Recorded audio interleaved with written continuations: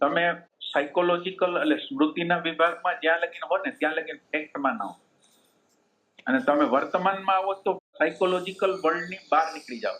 એક પ્રકારનું dimension change.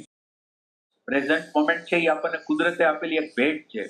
આપણે સીધું ટ્રુથને અડી હગી એમ નથી.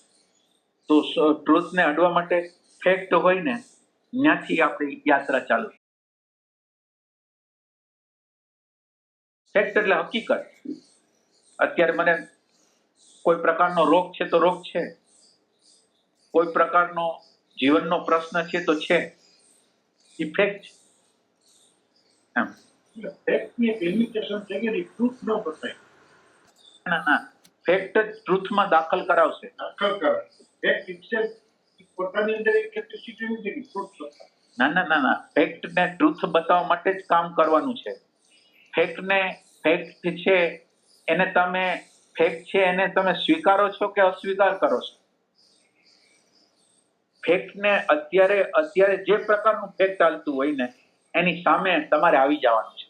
ફેક્ટ જે છે એની સામે. હવે જ્યારે ફેક્ટ આવશે ને ત્યારે તમારી અંદરની સાયકોલોજી એ જગ્યાએ ઊભી રહેવાની માંગે.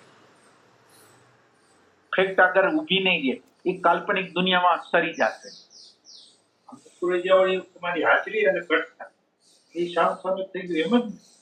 હા, એક બારની ઘટના છે, એક તમે છો, બસ તમે છો, અને વચ્ચે એક ટ્રાય કરશે વિચાર પોતાની રીતે એને મેળવવા.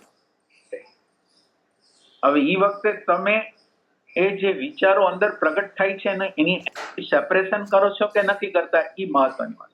ત્યાંથી સેપરેશન થાય છે કે નથી થતું. એટલે સમય નો જ્યાં અંત આવે ને ત્યાંથી આ ફેક્ચ્યુઅલ છે એ જોવાની ટ્રાય કરે. સમય ફેક્ટર જ્યાં લગીને, સમય નામનું તત્વ જ્યાં લગીને હશે ને ત્યાં લગીને એ કામ નહીં. તમે સમજો કે અત્યારે ઉદાસીનતા છે, એટલે ઉદાસીનતા હોય તો આપણે શું કરીએ? આપણે શું કરતા હોય? તો શું કરીએ બધા લોકો?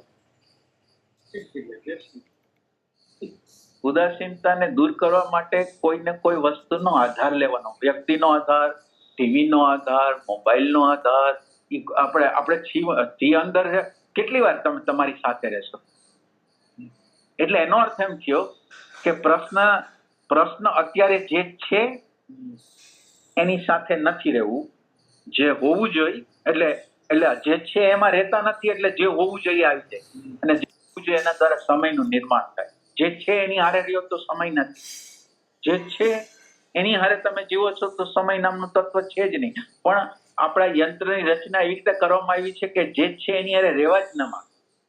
આપણું યંત્ર એવું છે કે કોઈ દી કરતા કોઈ દી જે છે એની સાથે રહી જ ન શકે. એ જલ્દી ભાગવાનો પ્રયાસ કરે, જેવો પ્રશ્ન આવે એનાથી ભાગવાનો પ્રયાસ કરે, પલાયનમાં. રિસ્પોન્સિબિલિટી ન લેવી ને એ માનવ જાતની એક રીત છે. રિસ્પોન્સિબિલિટી ન લેવી, જેટલી રિસ્પોન્સિબિલિટીથી ભગાય ને એટલું ભાગતા હોય. રિસ્પોન્સિબિલિટી લેવા દ્વારા તમે મેચ્યોર થાવ છો, તમે ઇવોલ્યુશનની પ્રક્રિયામાં તમે આગળ જાઓ છો.